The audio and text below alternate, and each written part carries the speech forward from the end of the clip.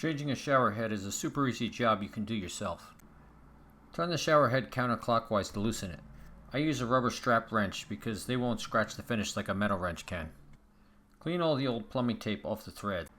A wet and soapy sponge and a towel can help if the tape is stuck on and won't come off. An old toothbrush can help too.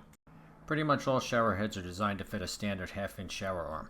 The arm is that pipe that's sticking out of the wall. So it doesn't usually matter what brand shower head you buy, but just make sure that the head size and the arm size match. Once that's done, you can wrap new tape 3 to 4 times around the threads in a clockwise direction. Then screw on the new shower head.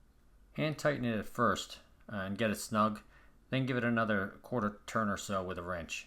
But don't over tighten it or you could damage the head and cause a leak.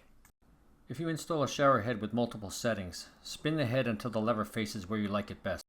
I position my lever so the base setting faces down, but this is just a preference and it doesn't affect how the shower head works. Once you're done installing everything, turn on the water and check for leaks. You should also check each setting to make sure the shower head functions properly.